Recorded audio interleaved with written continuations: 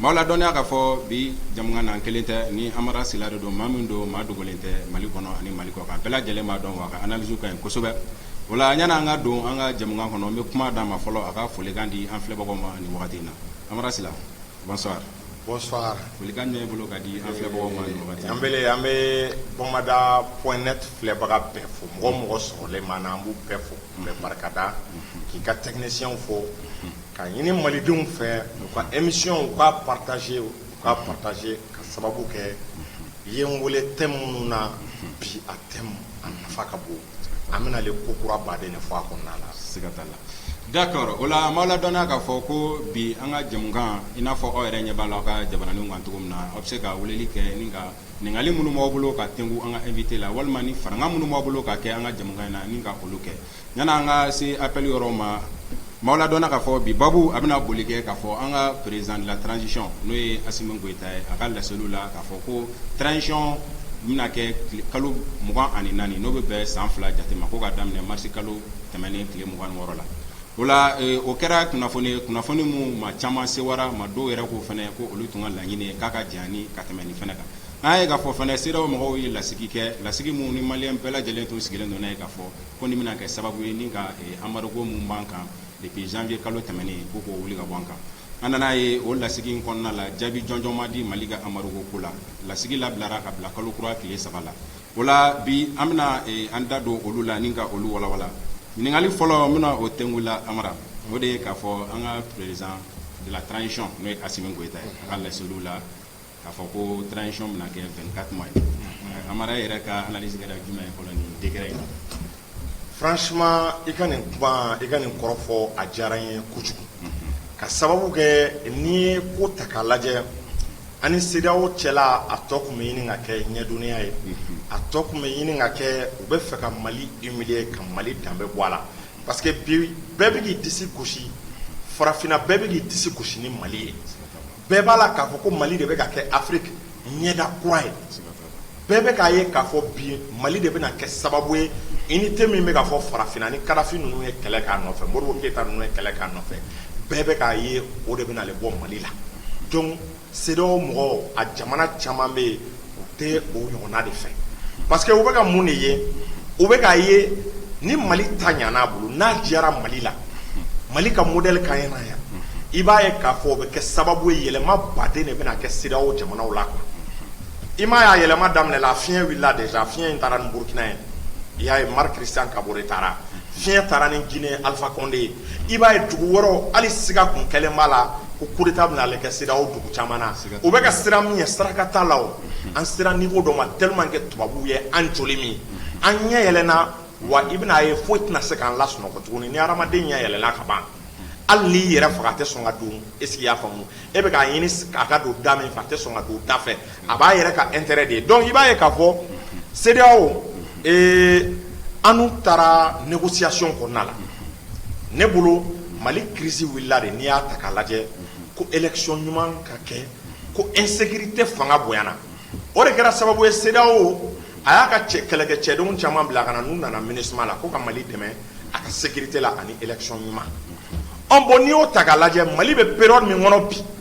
insécurité bɛ Mali kɔnɔna la c'est vrai que armée bɛ ka wuli ka baaraw kɛ ne bolo CEDEAO ka laɲini fɔlɔ-fɔlɔ n'a bɛ dɛmɛ kɔ a b'an dɛmɛ an ka insécurité kɛlɛ filanan ye mun de ye i b'a ye k'a fɔ i bɛ ka taara CEDEAO Mali ko foyi tɛ min dogolen don CEDEAO la Goodluck Jonathan b'a bɛɛ kalama i bɛ ka taara kun min kama o ye élection ko de ye bon i bɛ ka wagati la i b'a ye k'a fɔ élection ma se ka kɛ dugu caman na o kɛra sababu ye ka mankan lawuli o problème ma réglé o de nana ni crise in bɛɛ ye est-ce que i y'a faamu o ma réglé insécurité ma réglé e b'a la ko jamana k'i ɲɛ cɛ o bɛɛ kan dɛ k'an ka taa dɔrɔn élection k'an ka élection date di bɛnbaliya bɔra o yɔrɔ de la o i b'a ye k'a fɔ an n'u tun tɛ se ka ɲɔgɔn faamu ye an n'u tun tɛ se ka bɛn parce que anw n'olu ka priorité tɛ kelen ye anw bɛ yɛrɛ ɲini de la insécurité de ye anw tɔɔrɔ anw nana anw commencera an bɛ ka sababu sɔrɔ o la an bɛ ka solution sɔrɔ o la an ye partenaire changer k'an tɛgɛ di partenaire wɛrɛ ma an bɛ ka lafiya sɔrɔ o la anw bɛ fɛ sisan an ye retard min kɛ san 10 kɔnɔ k'o bɛɛ récupérer pendant que anw bɛ ka miiri o stratégie n'o fɛɛrɛ la dɛ ale b'a la de ko non k'an k'o bɛɛ bila ko si tɛ tiɲɛ ye quoi k'an ka élection dɔrɔn organiser donc o b'a yira n'an kɛ n'an taara o sira fɛ ala ŋana i bɛ ka gɛn o kɔrɔ ye ko i bɛ ka gɛn ni nafa t'a la quoi bon n'a ma ɲɛ an b'o o sira kan an bɛ k'o maintenir CEDEAO an ye délai an ye garantie sugu bɛɛ di CEDEAO ma an ko 24 mois la an bɛ référendum kɛ est-ce qu'il y'a faamu an bɛ réforme institutionnelle et politique kɛ est-ce qu'il y'a faamu 24 mois kɔnɔ armée bɛ territoire bɛɛ reconquête kɛ administration bɛ segin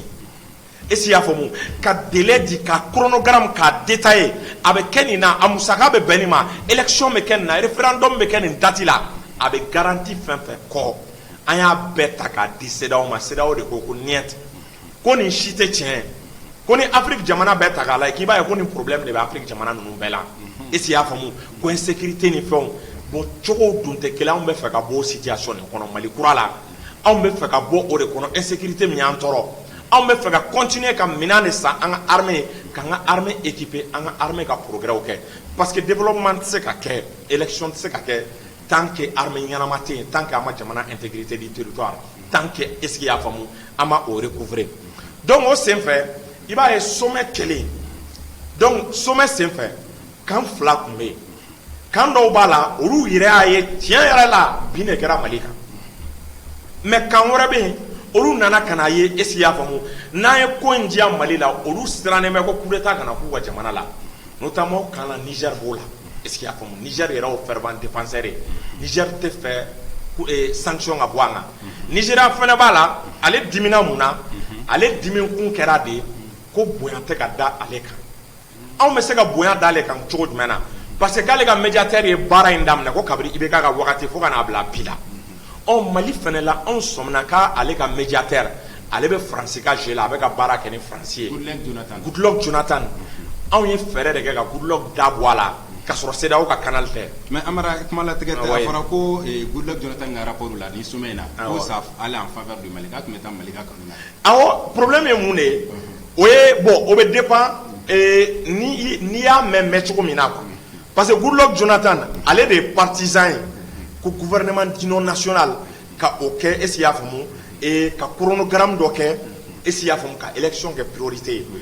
bon n'i y'o fɔ o bɛɛ b'i ko o da ka di Mali la mais est-ce qu'en réalité o da ka di Mali la parce que kabiri IBK ka tan na ni hakili b'a la Goodluck de mana n'a kabako fɛn ya est-ce qu'il y'a faamu donc fanga ka tila transition dɔ ka bila sur place a bɛ fɛ ka na n'o schéma kelen in de ye anw tɛ se ka an yɛrɛ ye o kɔnɔna la quoi donc n'a o proposé il va de soi que maliden dɔw b'a fɔ ko da ka d'an na kɛ est-ce qu'il y'a faamu mais en réalité o da man di an na o de la Mali ye médiateur changé ka sɔrɔ a ma Goodluck bɔ a place la an ma fɛn fɔ o diplomatie la a bɛ fɔ nin de ma est-ce qu'il y'a faamu une diplomatie agressive et efficace CEDEAO ka médiateur ye Goodluck ye anw taara CEDEAO jamana wɛrɛ fɛ yen est-ce qu'il y'a faamu n'o ye fort ye ka taa an ka ko confier o la parce que fort kabiri ko in daminɛ la fort ko est-ce qu'il y'a faamu ko n'i ye ko in ta k'a lajɛ ko an kana ko tuma bɛɛ u bɛ ka Mali jalaki k'u ka jalakili dabila ko insécurité in dɛ k'an ka solution ɲini o la k'an kana continuer ka sanction kɛ ko sanction ko in t'a solution ye anw taara an ka ko confier fort de la fort ye jamana baden n'i y'a ye CEDEAO kilancɛ bɛɛ tun bɛ Mali kɔ c'est grâce à fort Yassimɛ est-ce qu'il y'a faamu donc u ye Goodluck a n'a ka partisan Goodluck ni a tɔgɔ bɔtɔ filɛ kɔnɔ Niger président a tɔgɔ Niger président yɛrɛ Bazoum est-ce qu'il y'a faamu ani Alassane ninnu i b'a ye k'a fɔ fort ye olu isolé a olu bila a minorité CEDEAO kɔnɔna la i b'a ye k'a fɔ donc a ka o stratégie ale taara ni min ye a y'a t'u ka 24 mois kɛ a y'u bila 24 mois kɔnɔ u bɛ fɛ ka min kɛ u ka jamana territoire u k'a sécuriser u ka chronogramme dɔ bɔ 24 mois kɔnɔna la mais i b'a ye k'a fɔ ale ko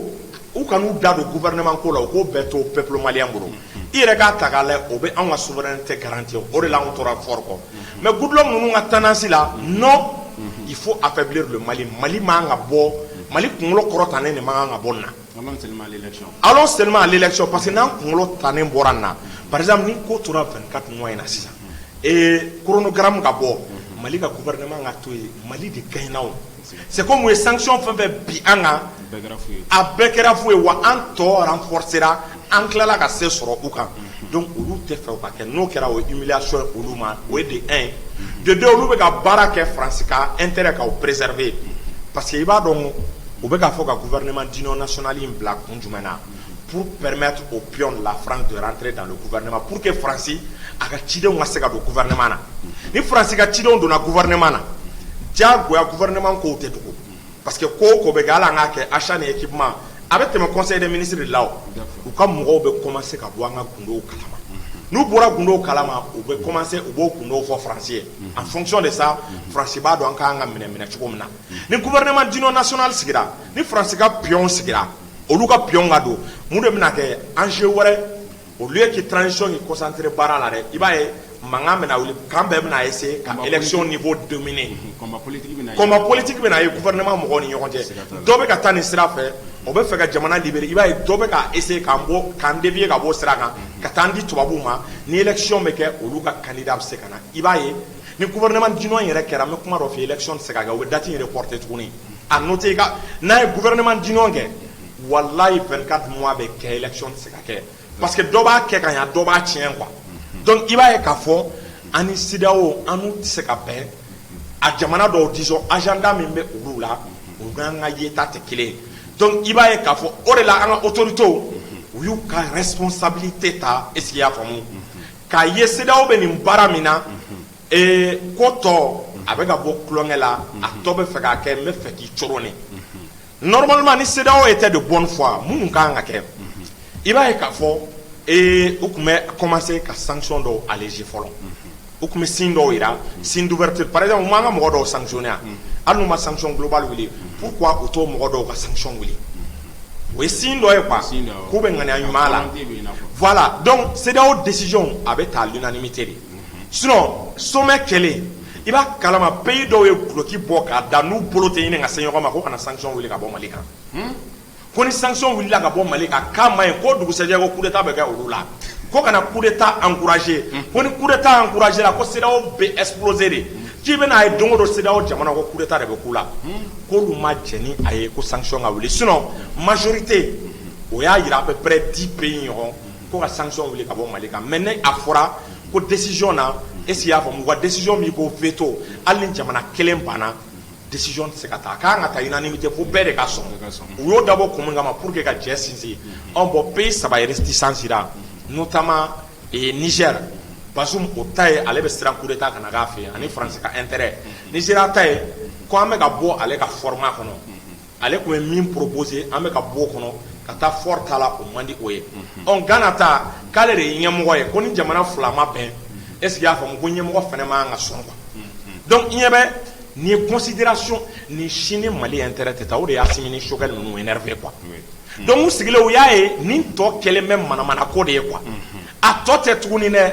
est-ce qu'il y'a faamu ka malidenw ka degun wuli ka b'u kan k'a layɛ solution ɲuman ka sɔrɔ Mali ka taa ɲɛ mais a tɔ kɛra de an ka Mali firi ka Mali humilier donc o de la Assimi ni Choguel girinna est-ce qu'il y'a faamu ka décret ta nin ye décret in la c'est symbolique signature fila de b'a kan est-ce qu'il y'a faamu a signature fila la i b'a ye k'a fɔ u y'a yira k'a fɔ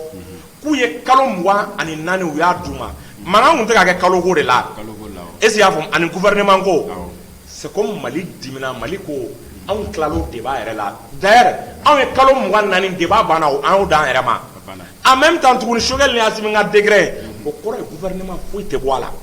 est-ce qu'il y'a faamu foyi tɛ bɔ a la fɛn tɛ fara a kan gouvernement d'union ko t'a la donc n'a tilala négociation na wagati min na anw bɛ avancer CEDEAO ye mun de kɛ i b'a ye u ka sommet la est-ce qu'il y'a faamu u taara k'olu ye 1 mois di le 4 juillet n'i ma fili le 4 juillet ko 1 mois k'u bɛ taa réfléchir ka delili kɛ ka Niger ninnu deli ani Ghana ninnu i n'a fɔ olu de ta ye Mali ye ani Nigéria ninnu k'u bɛ taa olu deli u ka sɔrɔ o tuma olu hakilinaw ye saraka delila de ye an yɛrɛ ka jamana an yɛrɛ kunkanko k'an ka taa jamana wɛrɛ deli o tuma mais où va-t-on où va le pays est-ce qu'il y a faamu wa CEDEAO yɛrɛ de bɛ wuli ka olu deli quoi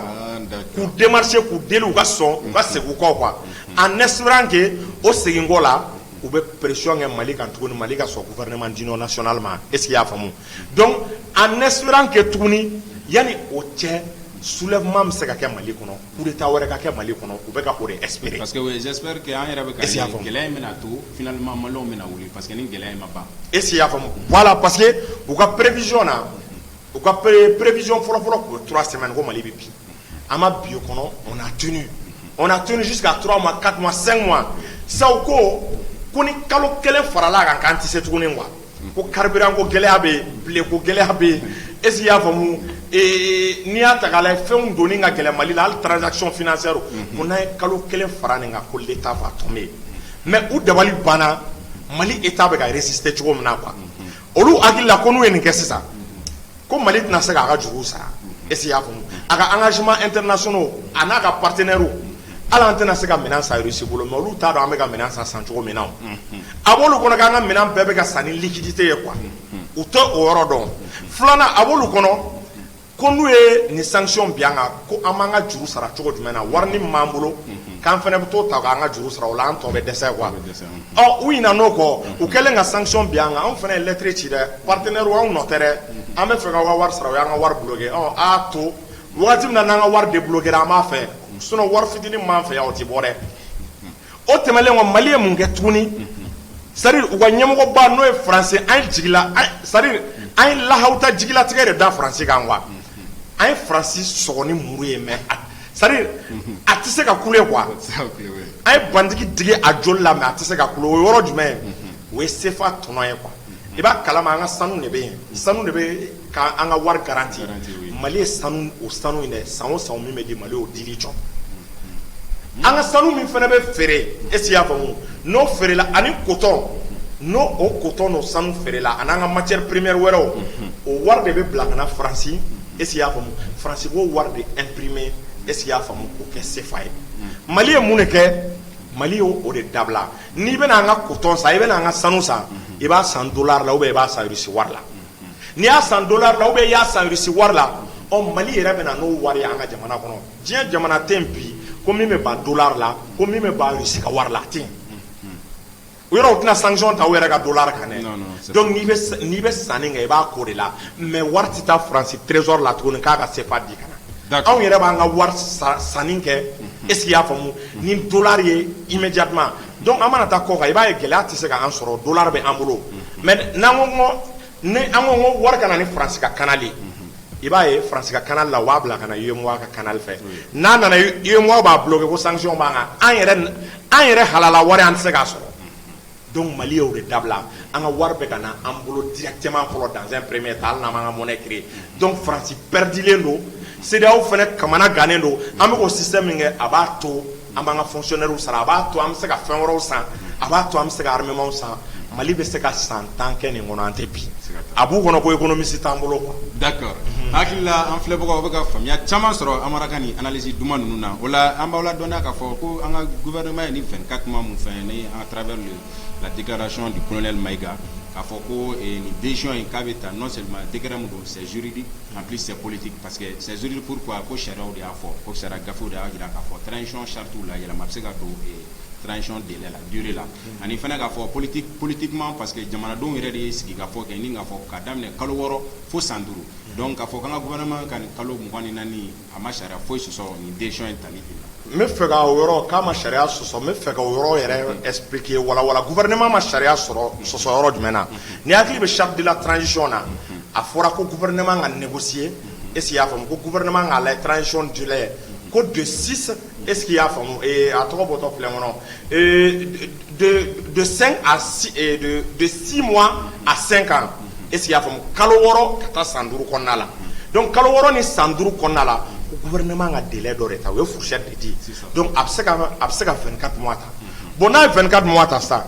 gouvernement bɛ mun kɛ est-ce qu'il y a faamu a fɔra de ko gouvernement de k'a ta a bɛ décret bɔ décret ye exécutif bolonɔ de ye o décret exécutif ka baarakɛlan de n'i ye Mali ta k'a lajɛ jɔn ni jɔn bɛ se ka décret ta président ni premier ministre dɔrɔn de bɛ se ka décret ta i m'a ye ministre wɛrɛ ka signature tɛ parce que président bɛ se k'a ka décret ta a bɛ f'o ma décret autonome premier ministre fana n'a fana bɛ k'a ka premier ministre ya fanga exercer a bɛ se ka décret ta donc u ye décret ta k'a jira est-ce qu'il y'a faamu voilà u ye décret ta k'a jira k'a fɔ n'i y'a ta k'a lajɛ malidenw ye min fɔ malidenw ka laɲini nous en tant que pouvoir exécutif anw ye o baara de dicter est-ce qu'il y a faamu anw y'o baara de appliquer peuple tɛ ɲininka na dɛ parce que peuple ɲininkara assise la ça il s'agissait de prendre un pouvoir décisionnel un pouvoir décisif est-ce qu'il y a faamu u ye pouvoir décisif d'État est-ce qu'il y a faamu charte de la transition ye yamaruya min di n'o bɔra assise nationale la ka 24 mois ka o d'a ma donc c'est-à-dire juriste min bɛ se k'a fɔ ko sariya sɔsɔra nin na quoi parce que an ka souveraineté de ye nin ye n'i ko juriste fɛn fɛn mana fɔ ko sariya sɔsɔra nin na ne kɔni t'a dɔn peut-être i b'a lajɛ ka verre changer quoi voilà a bɛ se ka kɛ problème de vision b'i la quoi. D'accord hakili la an filɛbagaw bɛ ka fɛɛrɛ caman sɔrɔ la o la Amara n bɛ ɲininkali filanan la n b'o o tengu la o de ye k'a fɔ yala an ka gouvernement kɛlen ka communiqué kɛ ni k'a fɔ k'an ka transition délai ko bɛna kɛ 24 mois ye an ye k'a fɔ sommet in na halisa CEDEAO y'i ja kalo 16 ka taa dan kalo 18 kan an ka degré dun fana bɔra sommet in kɔfɛ a dun fɔra ko sigi bilara le 3 juillet la ko kuma bɛna kɛ Mali kunkanko kan yala maa bɛ se k'i sigi n'a ye k'a fɔ ko sommet min bɛna le 3 juillet ko Amadu bɛna wuli ka bɔ an ka yɛrɛ ka analyse la. Ok i b'a dɔn sommet min bɛna ale i b'a dɔn k'a fɔ ni analyse ta k'a lajɛ fɛn bɛɛ bɛ se ka bɔ a kɔnɔna la mais kelen bɛ yen Mali ye décision min ta a décision a bɛ mun de yira a b'a yira k'a fɔ d'un côté c'est-à-dire an tɔɔrɔla CEDEAO ka nin ko in na CEDEAO attention n'an m'aw kɔlɔsi an bɛ k'an préparer ka bɔ CEDEAO la nin décision kɔrɔ de le Mali se prépare est-ce qu'il y a pour se retirer de la CEDEAO Mali bɛ k'i préparer à se retirer de la CEDEAO est-ce qu'il y a faamu donc i b'a ye k'a fɔ an bɛ k'an préparer k'an retirer ka bɔ CEDEAO la mun na i b'a ye k'a fɔ olu kun sigilen bɛ k'an bɛ olu kɔnɔ u ka an yamaruya délai dɔ la anw y'a yira k'a fɔ CEDEAO e ye négociation fɛn fɛn kɛ nin bɛɛ ye zoro de ye est-ce qu'il y a faamu non donc n'anw y'a yira k'a fɔ e ka négociation bɛɛ ye zoro a bɛɛ tombera à l'eau a bɛɛ binna ji la mun b'an ye tuguni n'an ba i ka fɔta ma o kɔrɔ de y'an ma labɛn ka bɔ Choguel dun ni hakili b'a la a delila k'a fɔ ko plan B bɛ gouvernement bolo ko gouvernement bɛ se ka riposter a ka plan B la an bɛ se ka san 10 kɛ nin condition na a plan B exécution dɔn n b'a dɔn f'i ye plan B a exécution dɔn n'i y'a ta k'a lajɛ plan B na ka taa carburant demander Russie fɛ de façon directe an ka carburant kana négocier tuguni à travers le canal de la CEDEAO parce que CEDEAO bɛ ka France de soutenir est-ce qu'il y a faamu occidentaux de soutenir nin crise là u ka o soutien o bɛ kɛ sababu ye Russie bɛ taxe bi u bɛɛ kan Russie b'u bɛɛ sanctionner à la fois sanction fana la anw ma min an m'a bɔ injustement anw fana b'o sanction bénéficier alors que anw ka allié ye Russie ni anw taara carburant demander Russie fɔ en tant que an ka allié don non seulement a bɛ ka sanction min bi tɔw kan a t'o kɛ maintenant aussi n'i y'a ta k'a lajɛ Russie carburant stock ba b'a bolo parce que a tɛ k'a feere mɔgɔw ma a ka partenaire an dun bɛ tile min na bɛɛ b'i ka partenaire lajɛ Russie bɛ se ka carburant d'aw ma nɔgɔya min na kabini Ala k'an da ma da la n'an bɛna sɔrɔ o nɔgɔya kɔnɔna la a b'a d'a ma d'abord ni dusufulu jumɛn ni dusu fɔlɔ jumɛn i b'a ye k'a fɔ an kana bin an kana dɛsɛ a bɛ carburant d'a ma o la a bɛ carburant d'a ma moins cher la cogo jumɛn na tuguni i b'a ye k'a fɔ anw bɛ ale kɔ an bɛ k'ale ka politique an bɛ ka o baara kɛ est-ce qu'il y a faamu Russie tɛna sɔn an ka kɛ yeko fila ye a ka fɔ k'ale bɛ k'an dɛmɛ ko gɛlɛya y'an sɔrɔ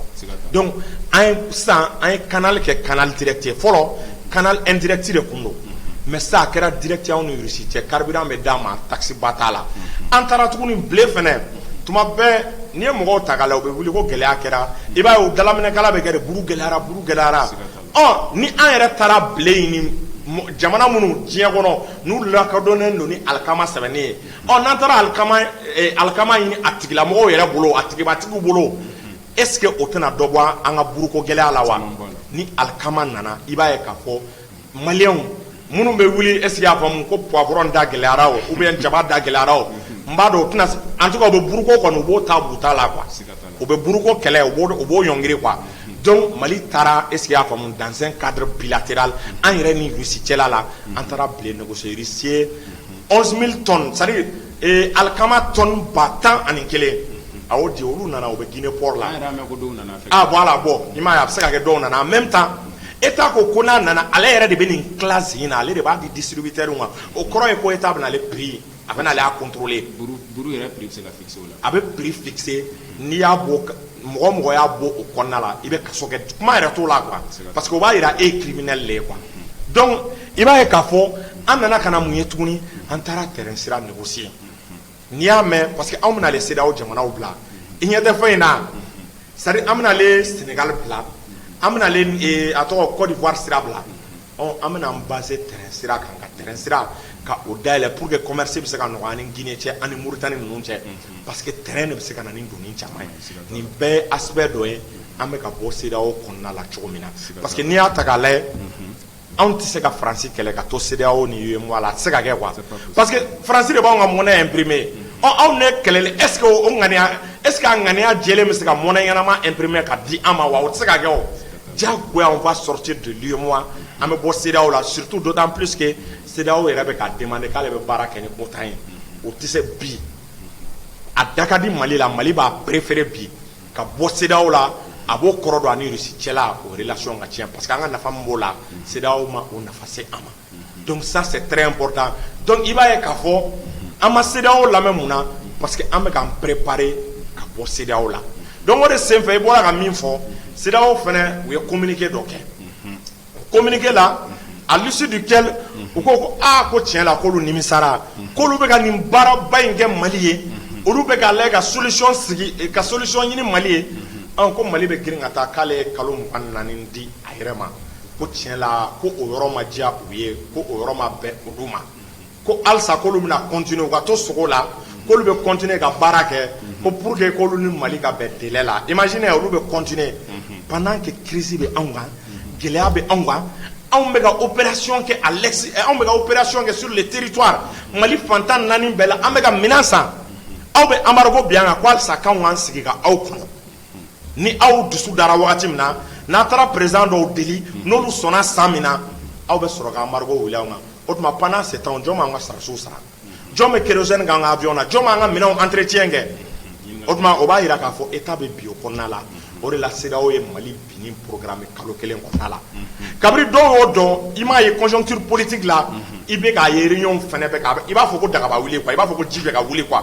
dɔw bɛ ka boli daminɛ san mɔgɔ minnu tile 1 ma diya transition kɔnɔ i bɛ k'a ye olu bɛ ka commencer ka fara ɲɔgɔn kan u bɛ ka fara ɲɔgɔn kan donc k'olu bɛ bɔ k'u muscle jira k'a jira k'a fɔ olu bɛ CEDEAO ka décision kɔ k'a jira k'olu jɛlen don ni gouvernement d'union nationale ye pour que est ce que y'a fɔ halisa CEDEAO bɛ se ka i sinsin anw kan an kɔni an t'a dɔn u bɛ k'a kɛ kun min na mais n'u bɔra ni Ala ni kira sɔnna peuple malien fɛnɛ bɛ bɔ k'a jira u ye minorité de jama bɛ bi Assimi ni Choguel ninnu de kɔrɔ. D'accord o la sa an minnu bɛ k'an lajɛ nin wagati in na an b'aw ladɔnniya k'a fɔ ko nɛgɛjuru sira labilalen dɔ ye n'a bɛ fɛ ka ɲininkali minnu tɛngu an ka nin invité sanuma in na walima ni faranga minnu b'aw bolo ka kɛ jamukan in na aw bɛ se ka weleli kɛ 89 56 55 52 o la Amara n tun bɛna ɲininkali min tɛngu o de tun bɛna kɛ CEDEAO ka communiqué déjà i yɛrɛ y'o yɔrɔ développé an y'a ye k'a fɔ fɛnɛ ko nin sommet in na k'a fɔ ko Sénégal ye a jɔsen falen n'o de ye k'a fɔ ka plaider Mali ka faveur la Amara yɛrɛ ka faamuya kɛra jumɛn Sénégal ka nin changement ye Ala kama tɛ quoi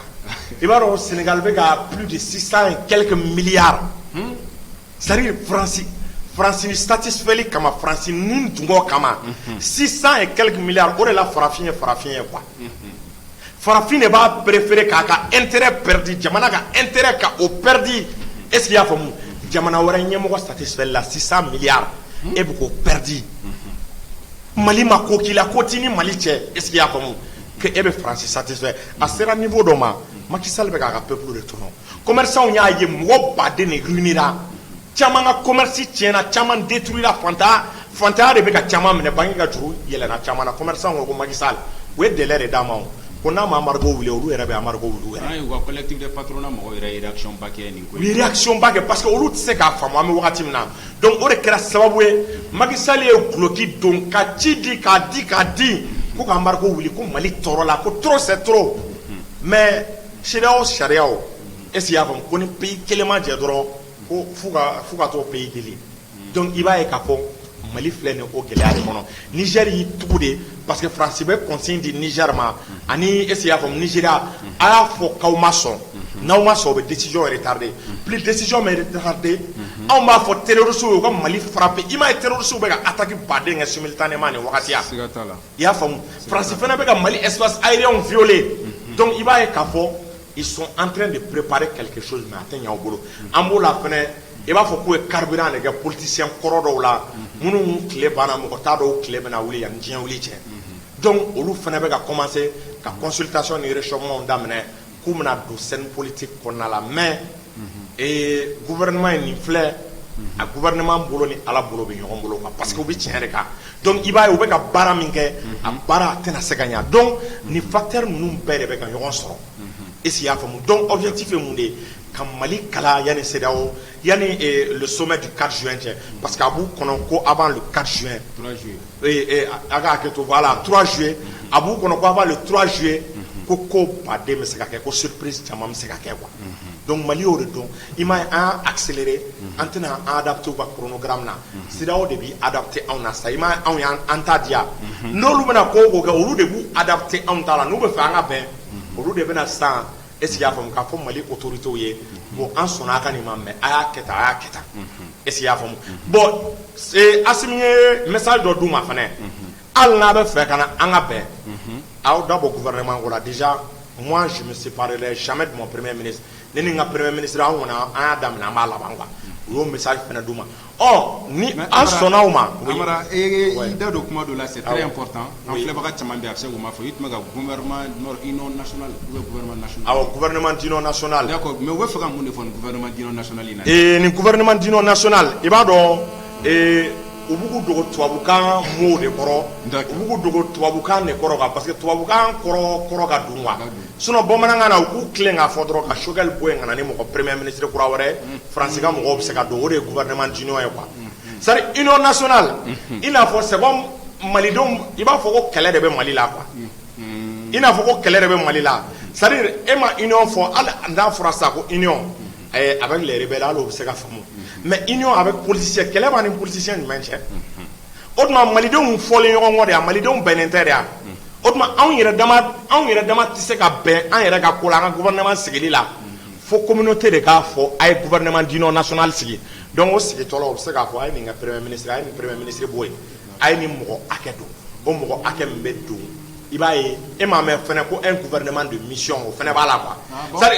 o bala o gouvernement donc qui est dilemme auma ay nanin chike ay élection araba de ke armée au fond au betoy mali war fa be so a bedo élection na donc no kera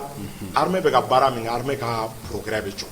parce que armée be na i concentré la sa élection organisée les cas ana be territoire munungulu abe d'un droit ata yin nga ta yoro jangwa est ce qu'il y a fam oui déjà transition ga elana ka ressort do carlin quoi donc gouvernement d'union nationale ni au kera sande u ka mogo be se ka don mission be duma ay baraka ni election ay armée koto yi minansan ay ni toy lit kon sari mogo meneli somba meneli ay ni beto yi u ba fo ko ali mogo fa menela ko ka ulu bebla ko be union cadre kon na quoi ina fo kele de bani nyon je ni jamana na folo shebe mena o te kele ko yo est ce ya fa mo mais dien oro jumain e be se ka ye mogo mi ngo ka changement ke ani mogo mi ngo ko fanga min bina ko fanga ka tanaye fo 2025 fo e donglu da ko karsa tabla e mo ka tabla ani mo ka yelema do men ni olu bla ko lu ka baraka o ba ka se ka ke chogodi pendant que e be ka baraka ni kuraye do me e la se nkorolena o ba yira aw tise ka ta quoi et voilà d'accord akilla en flebo chama e fanya soro ni gouvernement national ou union national ko ina wala ma la dona ka foko nega duru sira blalondo amamunu me faka woleli ke ninga faranga ke walma ka ningal ke anga invité la obseka woleli ke 89 56 55 50 ame on la dona fane ko ne m'appelle ka avec WhatsApp de kan appel normal te ni be faka wole kan soro ba wole WhatsApp de kan wala amara mena ningal mi tengura o de ko kura mun kera anga jamana déclaration e mu tajim somo yela ay ka fo taji songo yelani afara be joko chamana mo chamama do ko dugu chamana ka gele o malion antana na dekere na ko ko faranga kera yala ni faranga mun kelen fleni ere ka analyser juma ne ben bla mina juma ko effectivement ne ben bla mina min ko nala ambe minya fo malion yi sare ningela suku do bi ka mesure do be ko mesure conjoncturelle o croye sare aw me ka réagir parce que sanction bina anga donc il va y avoir une économie sous on peut planer faire au détruire est-ce qu'il y a fameux am se ka se anga musaka koro chogo mena étape se ka continuer à fonctionner armée se ka continuer à kele ke chogo mena donc état ka soroti doreo o taxi aleni impôt donc étape se ka fitini les taxi ka mais watini kono yani am se ka en reso parce que ni ata ka le yoro on tara carburant ni receive pour que carburant ngana abena bateau de là o bateau en trali nga receive ani sanche ate kalo kelen mo bon pour que bateau nga boy ici kana ni tajuye est-ce qu'il y a famu a dola ça peut prendre encore un mois d'accord un mois OK allez-y on a invité le kala dota oui bonsoir Oui, salam alaikum. Wa alaikum salam. I tɔgɔ ani jamu ani bɛ k'an wele ka bɔ fan jumɛn? Ne tɔgɔ Mamadou Sukuna ka bɔ Faransi. D'accord. Faranga de b'i bolo wa ou bien ɲininkali dɔ de b'i la ka k'an ka invité la? Ouais, ɲininkali dɔ de bɛ ne la. Ɔhɔn. I b'a dɔn transition in. Ɔhɔn. U kana essayer ka mɔgɔw manipuler quoi. Parce que pourquoi Malien minnu bɛ kɔfɛ jamana la. N'a fɔra o Malien dɔw bɛ kaso la dɔw ka papier ɲagaminen don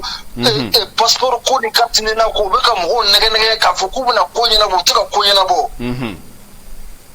Nin y'a san 2 de o ma transition ma se ka ko ɲɛnabɔ. O donc a ka 24 de bɔra k'a bɛna manifestation kɛ.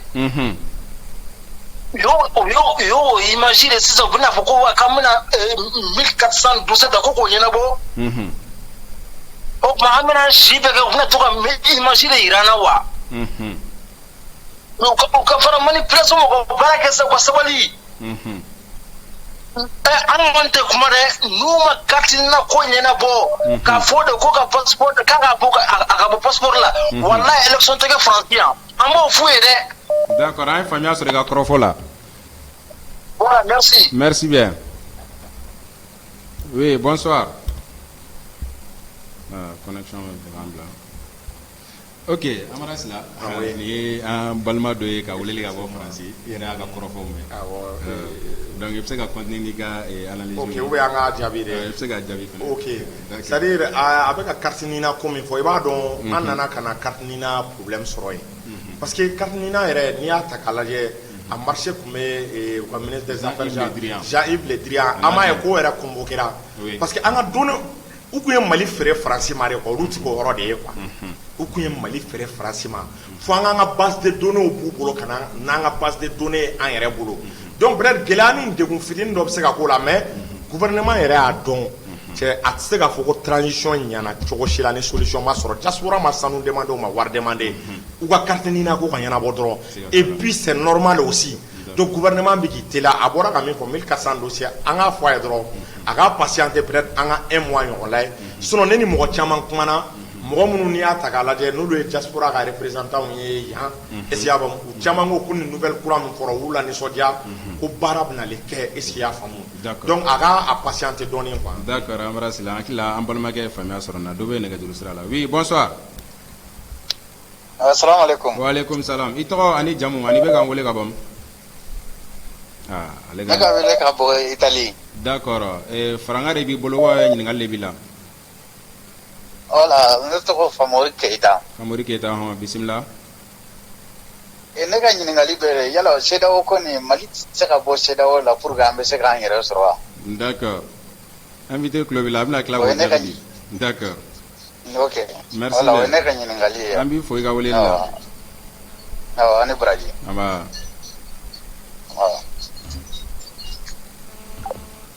D'accord. Amara Sila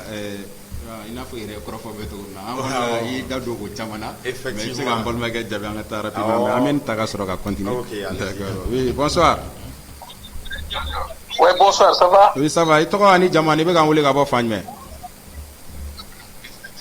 C'est Bala Tirera ne bɛ ka weleli kɛ ka bɔ France. D'accord. An tulo b'i la ɲininkali de b'i bolo ou faranga de b'i bolo? Ouais, non, mais ɲininkali bon comme ne bɛ na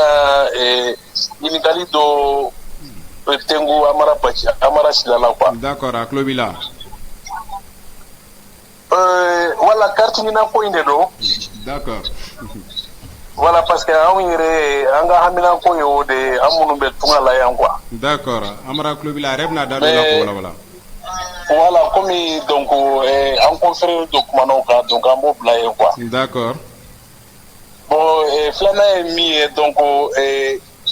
transition in. Moi je pense que olu teliyara u ye san 2 comme il faut san 2 yɛrɛ tɛ Mali transition an bɛ taa fo 5 ans san 5. D'accord, hakili la an ye faamuya sɔrɔ o fɛnɛ la.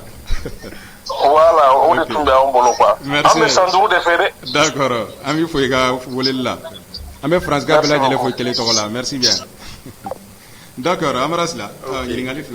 Ok, donc Amadam Mingo Kunam Sega Bosedaola. Effectivement, Amsega Bosedaola, Sedao Polite au Gelembaye. C'est pour que Bosedaola, préalable d'obéir follow. Parce que décision barreto, décision politique barreto, parce qu'Amala a Santamambo. Il faut que Moro de Cabon, Kounia ira, Kaira, Présana, Kou Jagela. Parce que les assimilés n'en ça. Agata abena le tout histoire de la foni sanja assimilé Malibo eskia famu fena kasoro Malidon wala inite Malidon ne ba gira a assimilé en bossédao la peut-être à travers une grande manifestation eskia famu donc au bout jagela be fo assimilé Malidon a baraka Malidon ngira bossédao la est-ce que vous voyez flana mo no kera iba assimilé lettre do adresse la ka foué ama retirer ka bo CEDEAO la. Donc les lettres dira après à délai ça peut prendre une année parce que négociation ne veut na lettre que ça négociation ne veut anga boli la anga waru be sega ma choko jumena est-ce qu'il y a famu anga awaru be dégeler choko jumena et en même temps ni ambora la à conséquence avec sans follow ame prévision jumena est-ce que abna musaka ko problème sama wa atna sama wa nambora anga musaka jumena ini pour que anga alerte tani secteur wore iba e kafo procédure va-et-vient en a triki trogo a bɛ se ka taa san kelen ni tila ninnu na quoi est-ce qu'il y a faamu mais min ka gɛlɛn an ka processus in an ka a lancer parce que n'an bɔra CEDEAO la diyagoya an bɛ bɔ UEMOA fɛnɛ la parce que an tɛ se ka bɔ CEDEAO la ka to UEMOA la an ka CFA contrôler kan ka to France bolo i b'a ye a bɛ kɔnɔna juguya ni ŋaniya juguya kɛ ka problème lase an ma est-ce que vous voyez donc sinon ko gɛlɛn tɛ peuple k'a yira autorités la u k'an ka baara kɛ autorité au fana ka fɛn kɛ sinon an bɔra G5 ni a tɔgɔ accord de défense la man bali kan tɛ se ka bɔ nin na. Sigatala an bɔra dɔ bɛ nɛgɛjuru la an b'o ta. Ok, bonsoir. Allô.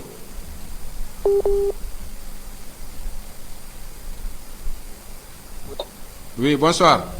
Allô. Oui. Bon. Ça va bien. Oui, i tɔgɔ ni jamu i bɛ k'an wele ka bɔ fan jumɛn. N bɛ k'aw wele ka bɔ Algérie. I tɔgɔ ni jamu. Sama Sanogo. D'accord, Sanogo bisimila. Ɲininkali de b'i bolo bɛ faranga de b'i bolo ka kɛ jamukan in na. K'aw fo. Olu diyara n ye. O wale ɲuman dɔn. O diyara n ye. Ka Amara Sila fo a ka baara ɲuman la. A tulo b'i la, o diyara n ye. Halisa Ala ka kɛnɛyaw di. Ami ami. Ala ka Mali basigi. Ami na rabi. Ala ka kan ta ye. Ami ami. Ala ka France cɛ janya na. Ami na ami. Merci. D'accord, an b'i fo i ka weleli la. Merci. D'accord, Amara hakili la an bɛ ɲininkali laban in ni o de ye carte ɲini ko ye i tun bɛ ka développer dɔɔni weleliw donna. Awɔ, effectivement. Ok, donc rapidement u k'a dɔn k'a fɔ carte ɲini ko a problème bɛ sen na a kiiriw yɛrɛ bɛ sen na parce que n'i y'a ta k'a lajɛ a dira dicogo minnu na est-ce qu'il y'a faamu an ka kiirisow yɛrɛ bɛ fɛ ka o coin ninnu bɛɛ ɲɛdɔn donc ka fɛn bɔ France bolo ka n'a bɛɛ bila Mali autorité na administration ka bolo kan donc a bɛ se ka taa ni problème fitinin dɔ ta procédure caman b'a la mais rien ne justifie gouvernement qui teliya k'i se bɛɛ kɛ parce que an kana ɲɔgɔn nɛgɛ diaspora jɔda de bonyana kojugu transition in na i bɛ ka tagali k'a se bi ma i b'a fɔ ko Mali bɛ diaspora ni kan ka tɛmɛ Mali Bamakɔkaw yɛrɛ kan est-ce qu'il y'a faamu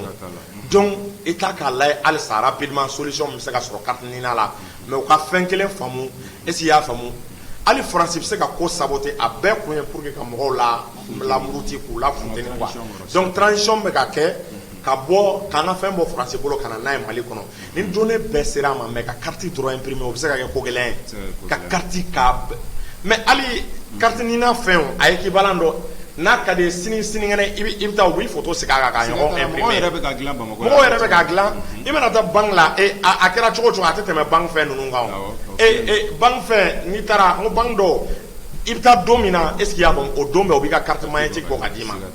donc ni données bɛɛ donna an ka bolo kɔnɔ il va de soi que nin baara ninnu bɛna nɔgɔya an ma u ka délai fitinin di gouvernement a y'a kɛ priorité consigne de dira Assimi Goïta ye consigne yɛrɛ de di a ɲɛnabɔ rapidement kulonkɛ kana ko la parce que o ko ni nin yɔrɔ man ɲa sanu t'u bolo wari t'u bolo ka di diaspora ma n'u ye nin régler c'est comme transition ɲana u ka transition ɲana diaspora niveau la quoi est-ce qu'il y a pas d'accord ola amara an b'a fɔ wagati bɛ ka se a kuncɛ yɔrɔ la an bɛ kumakan laban di ma i k'o di an filɛbagaw ma donc kumakan laban ne bɛ e fo an bɛ nin ta ka sɔrɔ ok awɔ allez-y d'accord oui bonsoir salamu alaikum wa alaikum salam i tɔgɔ ni jamu ni bɛ k'an wele ka bɔ min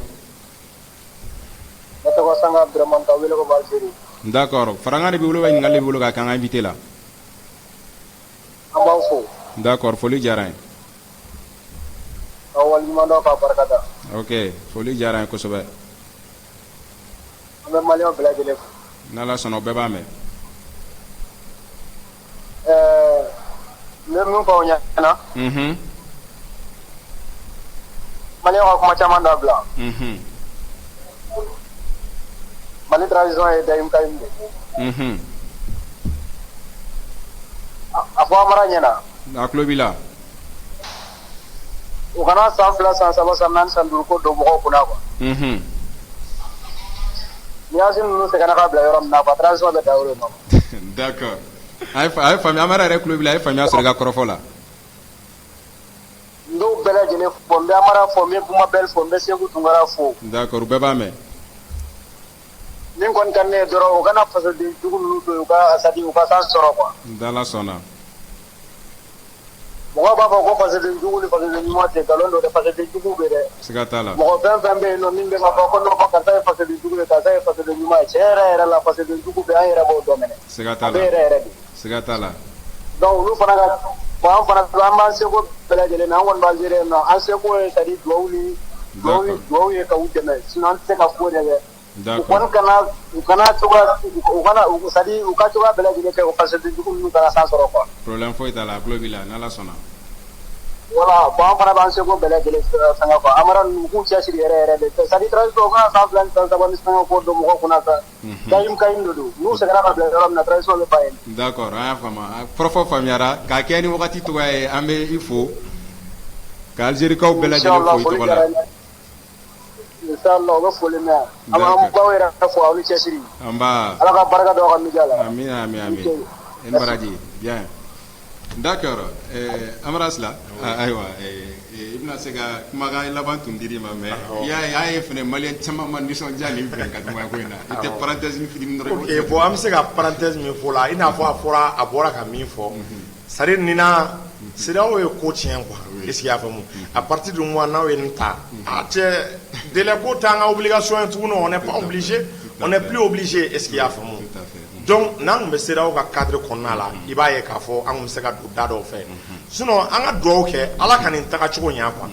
ni nin tagacogo ɲɛna ko bɛɛ bɛ yen Asimi ninnu mana ani Choguel n'u ye baara min kɛ nin kɔnɔ malidenw yɛrɛ bɛ bɔ ka apprécier ni san 2 dafara n'a ka kan ka kɛ kɛcogo min na quoi donc kumakan laban ne bɛ e fo ka i ka technicien fo ka Bamada net a lamɛnbaga bɛɛ fo ka fɔ malidenw ye c'est à dire espoir bɛ yen espoir bɛ yen jigisigi bɛ yen à partir du moment an tɛna gɛlɛya ye tuguni an bɛna an ka carburant sɔrɔ c'est à dire gɛlɛya fitinin montée de carburant du prix du carburant fitinin min kɛra a bila u kunna a mɛnlen ne bɛ se ka min fɔ a mɛnlen tɛ tɛmɛ kalo 1 kan parce que o b'a sɔrɔ an ka carburant bɔra ka na Russie la n'an carburant bɔra ka na Russie la c'est à dire komi n tɛna prix fɔ quoi mais an bɛ carburant sɔrɔ nɔgɔya la CEDEAO jamanaw yɛrɛ ni Ala ma jan kɛ u bɛ n'u ka carburant san ka taa n'a ye u ka jamana kɔnɔna la donc an bɛna le bourse dun nɔgɔya kɔnɔna la donc chemin de fer n'o kɛra i b'a ye Mali donnita ko ka Mali ka duguw tugu ɲɔgɔn na ka duguw kɛ en si peu de temps de façon sécurisée i b'a ye o bɛna le nɔgɔya usine baw bɛ ka créer daminɛ ciment bɛ yen lithium bɛ yen est ce que i y'a faamu projet wɛrɛw bɛna le gaz ani dugujukɔrɔ nafolo wɛrɛw olu bɔli bɛna le daminɛ donc il y a de l'espoir an ka hakili sigi juste quelques mois muɲuni pour que an ka lafiya sɔrɔ donc malidenw il y a de l'espoir an ka hakili sigi an ka transition an ka soutenir d'accord an bɛ kuma kuncɛ ni Amara ka nin kuma ye n'o de il y a de l'espoir restons confiants o la an filɛbagaw an b'a ladɔnniya k'a fɔ ko ne tun ye aw tulo garisɛgɛ ye Bamada.net kan nin sanga ni wagati in na an b'a fɔ k'aw k'an bɛn sigi wɛrɛ wa salam